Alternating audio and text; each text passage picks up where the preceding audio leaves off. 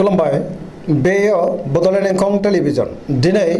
24 March 2022 बृहस्पतिबारखालि सानसेनि बरादखौ नोंथांमोननि खाथियाव लाबोदों आं सदानन्द दैमारिया।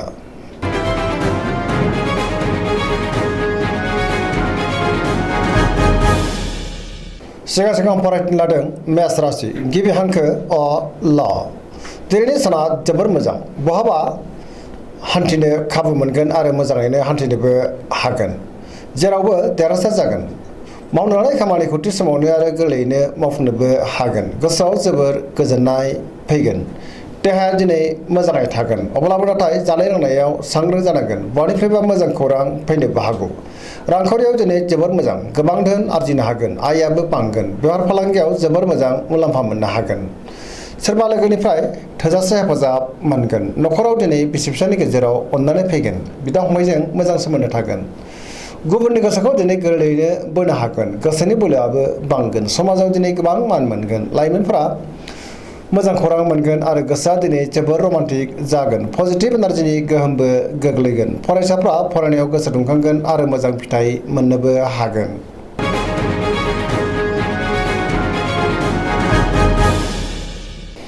वृष राशि गिबि हांखो इ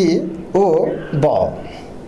दिनैनि साना जोबोर मोजां गोसोखौ दिनै जोबोर गोजोननाय मोनगोन गोसोनि बोलोआ बांगोन मावनो लानाय खामानिखौ थि समावनो आरो गोरलैयैनो मावफुंनोबो हागोन रोङैखौ रोंगोन गियाननि आंखाल जानाय नङा मोनफ्रोमबो खामानियावनो जाफुंसार जानो हागोन समाजाव दिनै गोबां मान मोनगोन रांखावरियाव जोबोर मोजां गोबां धोन आरजिनो हागोन आरो बेफार फालांगियावबो जोबोर मोजां मुलाम्फा मोनगोन आयाबो बांगोन न'खराव दिनै बिसि फिसानि गेजेराव अननानै फैगोन बिमा बिफानि अननाय आरो बोरखौ मोनगोन देहाया मोजाङैनो थागोन गुबुननि हेफाजाब मोनगोन जायखि खामानि मावामानो मोनफ्रोमबो खामानियावनो दिनै जाफुंसारगोन पजिटिभ एनार्जिनि गोहोमबो गोग्लैगोन लाइमोनफ्रा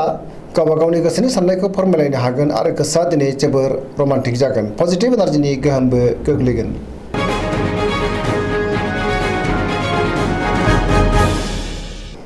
मिथुन राशि गिबि हांखो ख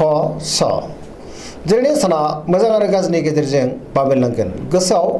नेगेटिभ साननाय फैनो हागौ नेगेटिभ एनार्जिनि गोहोमबो गोग्लैनो हागौ मोनफ्रोमबो बिथिङाव जाफुंनो गोब्राब जानो हागौ गियाननि आंखाल जानोबो हागौ गोसोखौ दिनै जोबोर उसुखुथु मोनगोन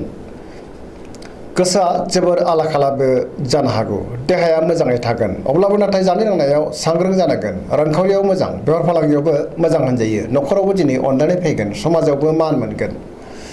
गोसोनि बोलोआ नाथाय अब्लाबो लोरबां जागोन मावनो लानाय खामानिखौ थि समावनो मावफुंनो गोब्राब जागोन सोरबा लोगोनिफ्राय अनसायनाय मोनगोन नाथाय अब्लाबो सोरबानिफ्रायबा सांग्रां जानाया गाहाम सोरबाया रायखोमानोबो हागौ लाइमोनफोरनि गोसोआ दिनै जोबोर आला खाला जागोन नेगेटिभ एनार्जिनि गोहोमबो गोग्लैनो हागौ।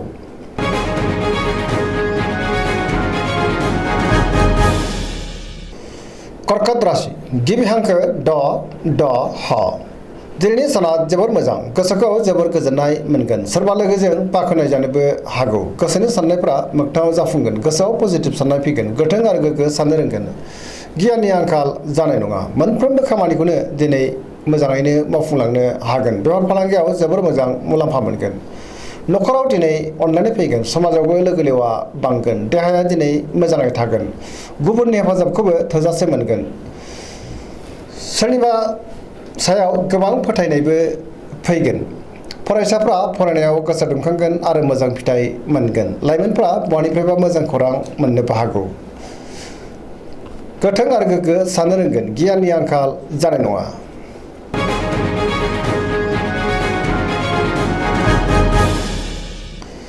सिंह राशि गिबि हांखो म थ दिनैनि साना जोबोर मोजां गोसोआव पजिटिभ साननाय फैगोन मावनो लानाय खामानिखौ थि समावनो आरो गोरलैयैनो मावफुंनोबो हागोन सोरबा लोगोनिफ्राय थोजासे हेफाजाब मोनगोन गोग्गो आरो गोथों साननो रोंगोन गियाननि आंखाल जानाय नङा बहाबा दावबायहैनो खाबु मोनगोन आरो हान्थिनोबो हागोन रांखावरियाव दिनै जोबोर मोजां नाथाय अब्लाबो खरसायाबो बांगोन मोननो गोनां धोनखौबो मोननो हागोन बेफार फालांगियाव जोबोर मोजां मुलाम्फा मोनगोन गोसोनि साननायखौ दिनै गुबुननो फोरमायनोबो हागोन न'खराव दिनै अननानै फैगोन गोबां मुंदांखा सुबुंजों लोगो मोनज्लायनो हागौ गुबुननि गोसोखौ दिनै गोरलैयैनो बोनो हागोन देहायाबो मोजाङै थागोन बयजोंबो अनसायजागोन आरो अनजागोन गुबुननि थाखाय गोबां मोजां खामानि मावनानै होनोबो हागोन पजिटिभ एनार्जिनि गोहोम गोग्लैगोन गोसोआ दिनै जोबोर रमान्टिक जागोन आरो लाइमोनफ्रा गावबा गावनि गोसोनि साननायफोरखौबो फोरमायलायनोबो हागोन।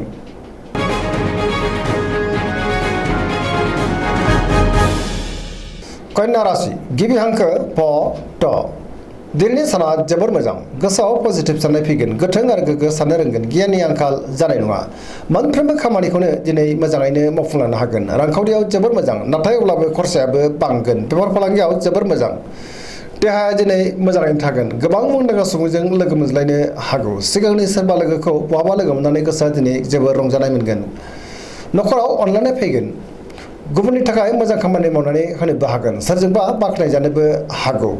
पजिटिभ एनार्जिनि गोहोमबो गोग्लैगोन लाइमोनफोरा दिनै जोबोर रमान्टिक जागोन आरो गोसोनि साननायखौबो फोरमायलायनोबो हागोन।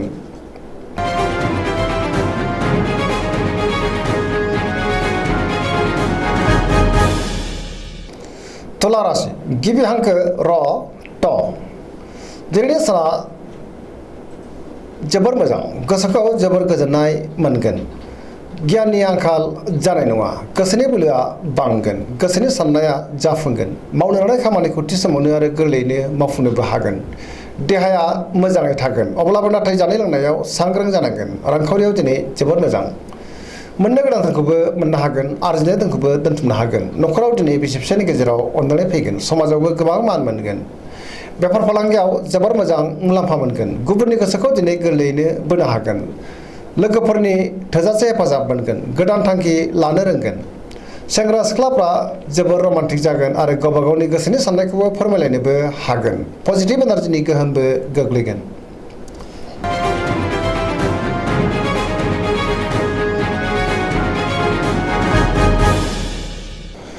वृश्चिक राशि गिबि हांखो न स दिनैनि साना जोबोर मोजां पजिटिभ एनार्जिनि गोहोमबो गोग्लैगोन समाजाव दिनै लोगो लेवा बांगोन सोरबा गोजाम लोगोजों बहाबा हरखाबै लोगो मोनज्लायनोबो हागौ गोसोआव गोग्गो आरो गोथों साननाय फैगोन गियाननि आंखाल जानाय नङा मावनो लानाय खामानिखौ थि समावनो आरो गोरलैयैनो मावफुंनोबो हागोन गुबुननिफ्राय थोजासे हेफाजाब मोनगोन गोसोनि साननायफोरा मोगथाङाव जाफुंगोन गोसोनि बोलोआबो बांगोन समाजावबो दिनै गोबां मान मोननो हागोन न'खराव बिसि फिसायनि गेजेराव अनलायनाय फैगोन बिदा फंबायजों मोजां सोमोन्दो थागोन गुबुननि थाखाय गोबां मोजां खामानि मावनानै होनोबो हागोन देहाया दिनै मोजाङै थागोन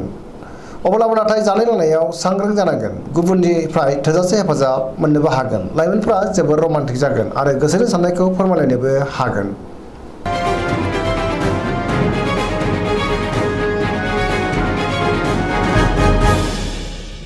धनु राशि गिबि हांखो ढ फ भ दिनैनि साना मोजां आरो गाज्रिनि गेजेरजोंनो बाबेनलांगोन गोसोआव गोनो गोथो साननाय फैगोन गियाननि आंखाल जानो हागौ समाव खामानिखौ थि समावनो मावफुंनो गोब्राब जागोन मोनफ्रोमबो रोखोमनि खामानियावनो माबा नङा माबा मोनसे हेंथा फैनो हागौ रांखावरियाव मोजां नाथाय अब्लाबो खरसायाबो बांगोन बेफार फालांगियावबो मोजां होनजायो समाजाव मान मोनगोन बहाबा हान्थिनो खाबु मोनगोन नाथाय अब्लाबो लामा सामायाव सांग्रां जानाया गाहाम देहाया दिनै मोजाङै थागोन अब्लाबो नाथाय जानाय लोंनायाव सांग्रां जानांगोन न'खराव बिसि फिसायनि गेजेराव अनलायनाय फैगोन बहानिफ्रायबा हरखाबै गाज्रि खौरां फैनोबो हागौ लाइमोनफोरनि गोसोआ दिनै जोबोर आला खाला जागोन।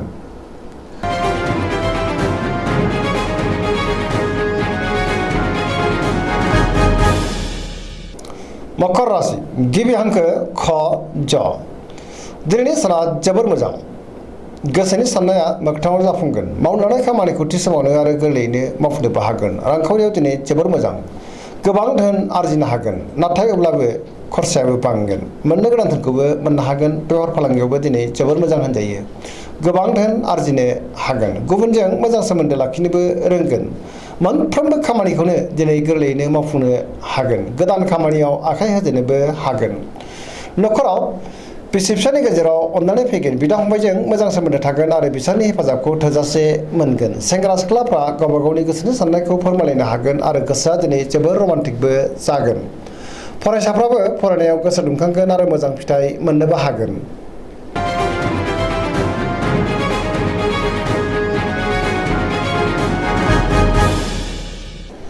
कुम्भ राशि गिबि हांखो ग स स दिनैनि साना जोबोर मोजां गोसोखौ जोबोर गोजोननाय मोनगोन मावनो लानाय खामानिखौ थि समावनो आरो गोरलैयैनो मावफुंनोबो हागोन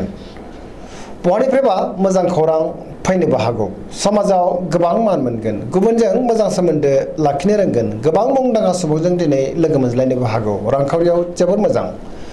गोबां धोन आरजिनोबो हागोन देहाया दिनै मोजाङैनो थागोन गोबां रोखोमनि मोजां खाबु फैनोबो हागौ नखराव दिनै अननानै फैगोन गुबुननि हेफाजाबखौ थोजासे मोनगोन बिमा बिफानि अननाय आरो बोरखौबो मोननो हागोन बहाबा दावबायहैनो खाबु मोननो हागौ आरो मोजाङैनो हान्थिनोबो हागोन पजिटिभ एनार्जिनि गोहोमबो गोग्लैगोन